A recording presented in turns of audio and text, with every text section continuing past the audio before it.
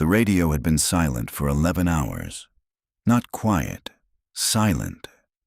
There is a difference, and anyone who has spent time in the Amazon understands it viscerally. The jungle is never quiet. It breathes and screams and clicks and drips constantly. A wall of sound so dense it becomes its own kind of silence after a while. But the radio, the single thread connecting 6 researchers to the outside world, had gone dead sometime around 3 a.m. on the 4th day, and no one had spoken about it yet, because speaking about it would make it real. Dr. Mara Solano pressed the receiver again. Static. She turned the dial. More static. Outside the tent, rain hammered the canopy in sheets, and somewhere in the dark, the Javari River was rising. She could hear it, that low, ominous surge beneath everything else, the sound of water finding new places to go. And she was standing in 8 inches of mud. Her left boot had split at the sole 2 days ago. She hadn't slept in 36 hours. And the 6 people depending on her had no idea how badly their situation had just changed. What brought them here, what brought any of them here, was science. Curiosity. The same impulse that has always pushed human beings into places that don't want them. That impulse almost killed every single one of them. Dr. Mara Solano was 38 years old when she assembled the team that would define the rest of her life. A botanical ethnographer at the University of São Paulo, she had spent 15 years studying the medicinal plant knowledge of Amazonian indigenous communities, publishing papers that earned her respect in narrow academic circles and near zero recognition anywhere else. She was methodical, a patient, and quietly brilliant in the way that people who are genuinely good at something often are, without needing anyone to know it. The expedition was her idea, her grant, her obsession. A remote corridor of the Val do Javari, a region of western Amazonia roughly the size of Austria, most of it legally protected, almost none of it mapped at biological resolution, had been identified in satellite imagery as containing an unusually dense concentration of a plant genus called Uncaria, several species of which produce compounds with documented anti-inflammatory properties. Indigenous healers in the region had referenced something they called cipo de fogo, fire vine, in oral histories, and Mara believed this was a specific, potentially undocumented species. She had been trying to get funding for this trip for 4 years. The team she built was small by design. Rafael Monteiro, 44, a field botanist who had worked in the Amazon for 2 decades and moved through dense jungle the way most people move through familiar rooms.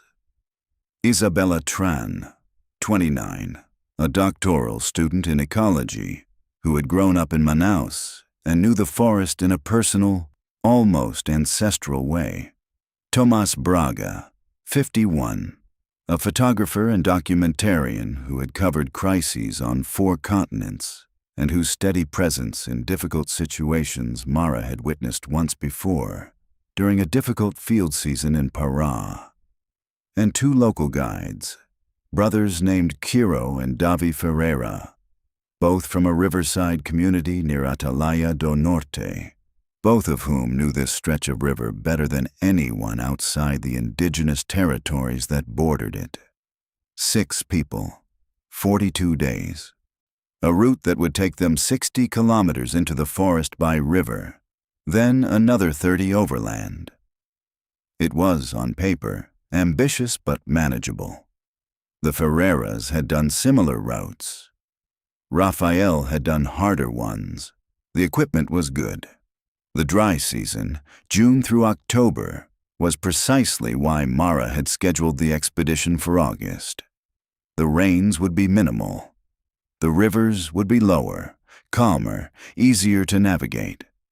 What they didn't know was that 2019 was not a normal year for the Javari Basin. And what no satellite image could tell them was what the forest floor looked like after months of unusual weather had moved through that corridor like a slow catastrophe. It was the kind of thing that seemed fine, right up until it wasn't. They reached their base camp coordinates on day 3, and everything still seemed fine. Mercero had noted quietly that the river level was higher than he expected for August. Not alarming, but notable. He mentioned it to Davi, and Davi shrugged in the way that people shrug when something bothers them, but they can't yet explain why. Neither of them said anything to Mara, partly because it wasn't yet a problem, and partly because the river being slightly high in August was unusual, but not unprecedented. On the morning of day 4, Tomas woke at 5:30 a.m. to photograph the pre-dawn light and found his equipment cases floating. Not floating dramatically, just slightly, lifted off the tarp by perhaps 2 centimeters of water that had crept into the camp overnight. He stood there for a moment, looking at it, and then went to wake Cairo. By 7 a.m., the camp was moving. They broke everything down efficiently and relocated 40 meters upslope, rebuilt. It cost them most of the morning. By the time they had re-established, the rain that had been threatening since dawn had arrived in earnest, not the brief fierce downpours of normal Amazon afternoons, but a sustained gray deluge, the kind that doesn't look dramatic but saturates everything within hours. "It'll pass," Raphael said, and he believed it, because in 20 years of fieldwork, the rain had always passed. It didn't pass. For 31 hours, it rained without stopping. By the morning of day 5, the Javari had risen 1.4 meters, the tributary they had planned to follow inland, a narrow blackwater stream named on no official map, now known to the Ferreiras only by a local word meaning roughly the one with white herons, had transformed from a navigable creek into a brown torrent that was actively moving trees. Their planned overland route, which began at the confluence of that stream with the main river, was now submerged under at least a meter of floodwater for an indeterminate distance. Mara looked at the GPS, then at the river, then at Cairo. "How long until it recedes?" she asked. Cairo looked at the sky. "Days, maybe a week, maybe more." This was the decision that would define everything, rather than waiting, which felt like failing, like giving up the expedition she had fought 4 years to fund. Mara proposed they attempt a parallel route, further upslope, following a ridgeline that Davy believed he remembered from a hunting trip years earlier. It would be harder going, longer, less certain, but it would keep the expedition alive. Everyone agreed. It seemed like the reasonable response to an inconvenient problem. The ridgeline Davy remembered did not exist, or rather, it existed, but the hunting trip he was remembering had been somewhere else entirely, a different river, a different year, collapsed in memory into a false certainty. By the end of day 6, they were lost. In the Amazon, lost is not a single moment. It's a process. It begins with the quiet, mutual acknowledgement, not spoken aloud at first, that you are no longer certain where you are. The GPS coordinates still work. The problem is that GPS tells you where you are, not what is between you and where you need to be. And what was between the team and any recognizable landmark was approximately 30 kilometers of primary forest, cross-cut by ridges and streams that Mara's topographic maps, printed from satellite data, never ground-truthed, showed with confident lines that bore no reliable relationship to what they were actually standing in front of. Cairo made the correct call on the morning of day 7. Stop moving. Signal for help. Activate the emergency locator beacon and wait. He activated the beacon at 8:14 a.m. The beacon malfunctioned. The LED indicator showed green, operational, but no signal was being transmitted. They would not discover this until much later. At the time, they believed they had been heard, and that belief, oddly, made the next 48 hours more dangerous, not less, because it made them wait instead of moving toward the river. The rain continued. The temperature dropped to 19 degrees Celsius at night, not cold by most standards, but in wet clothing, with no dry shelter and caloric reserves beginning to thin. 19 degrees feels like something else entirely. Isabella developed a cough on day 8. By day 9, it had moved into her chest.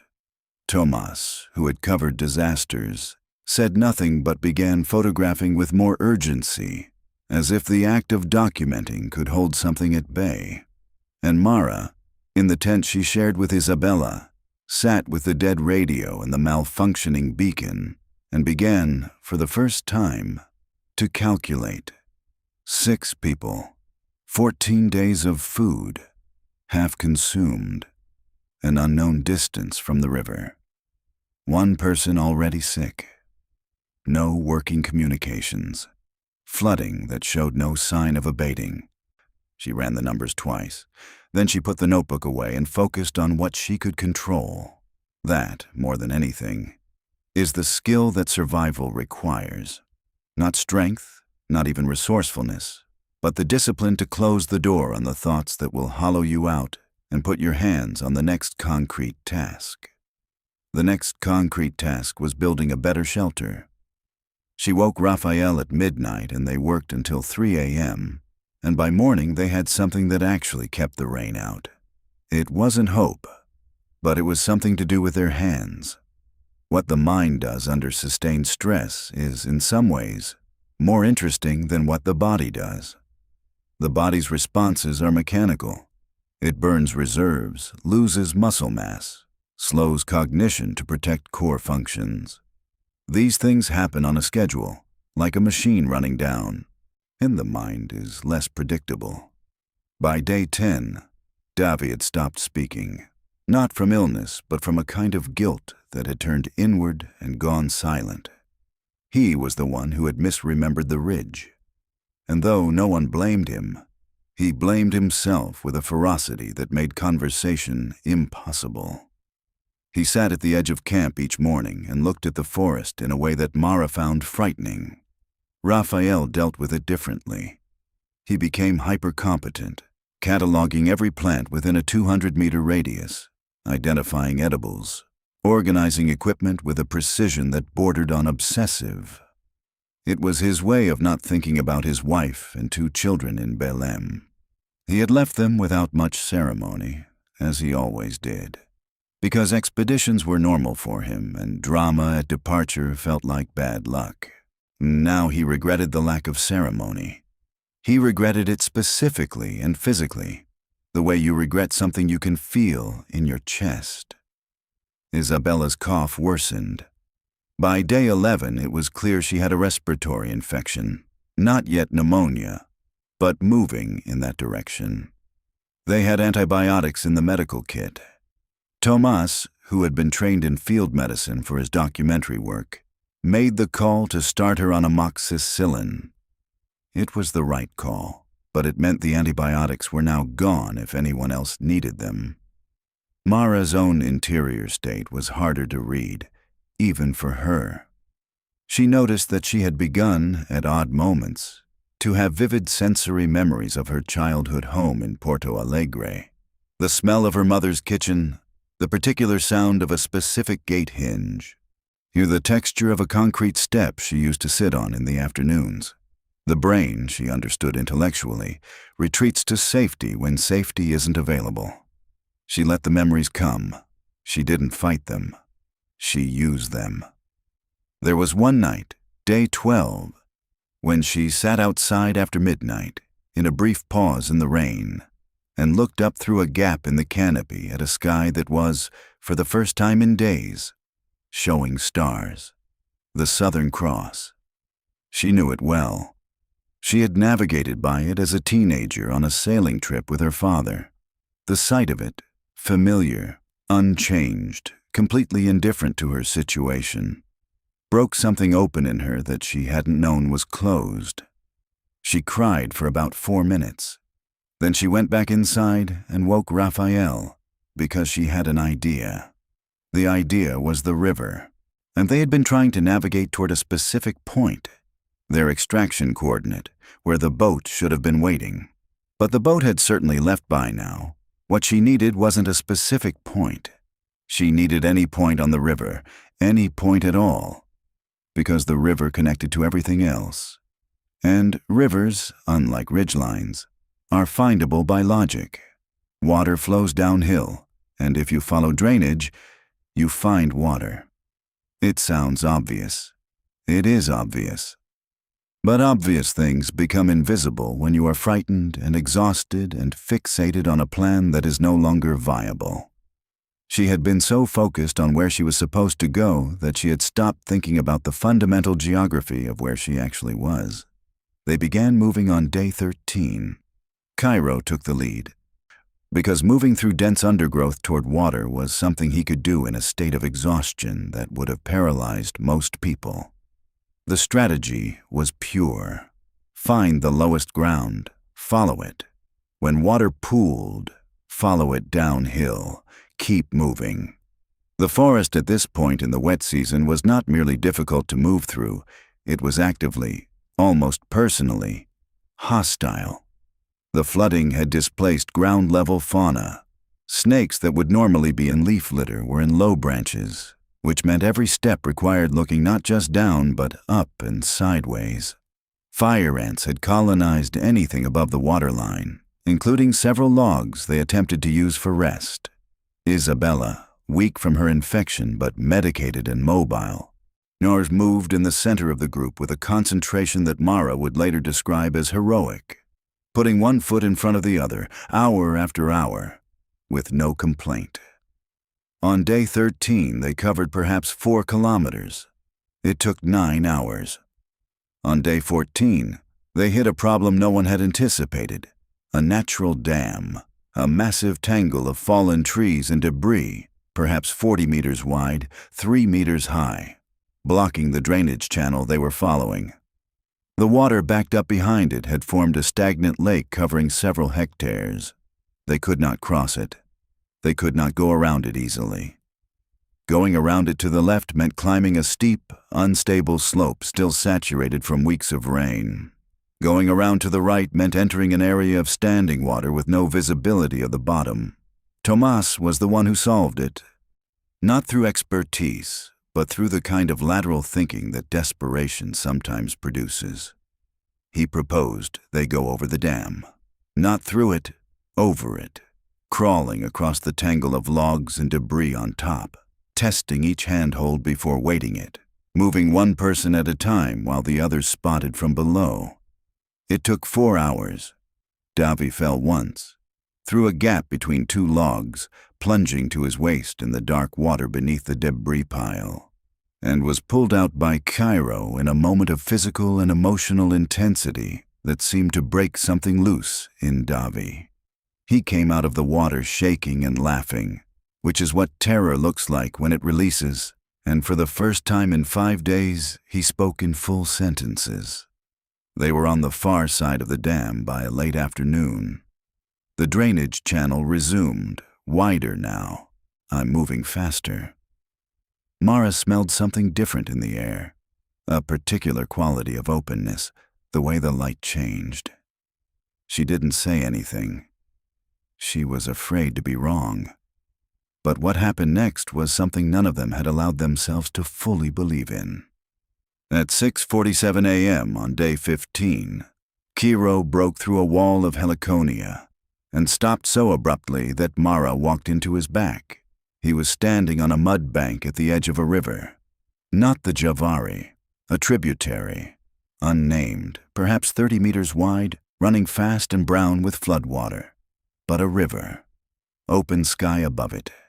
And there, so surreal it took 3 seconds to process, a motorized canoe, moving upstream, perhaps 200 meters away. Cairo started screaming. He screamed the way people scream when sound has been building for 15 days without a release valve, raw and absolute and completely undignified. Raphael joined him. Tomas fired a flare, one of 2 remaining flares from the kit, the only truly reliable signal they had left. The canoe didn't stop immediately, and for one terrible moment it seemed like they hadn't been seen. Then it turned. The man operating the canoe was a rubber tapper named Seu Benedito, 67 years old, who made this particular upstream run once every 3 weeks to check his tapping sites. He had heard the yelling before he saw the flare, the sound carrying across the water in a way it wouldn't have through the forest. And he had slowed instinctively, the way you slow when something in the environment is wrong. He pulled the canoe to the bank and looked at 6 people who appeared, as he would later tell a journalist, like the forest itself had been wearing them. His canoe was too small for 6. He had a small 2-way radio that reached a relay station 40 kilometers downriver. He made the call, left them with 2 days of food from his own provisions, and promised to send a larger boat back. It arrived 11 hours later. All 6 of them were on it. All 6 were alive. The medical evaluations in Atalaya do Norte were exhaustive. Isabella's respiratory infection had stopped short of pneumonia, but would require 2 weeks of antibiotics to fully clear. Rafael had lost 9 kilograms. Mara had lost 7. Davy had a laceration on his leg from the fall through the dam that required stitches and showed early signs of infection.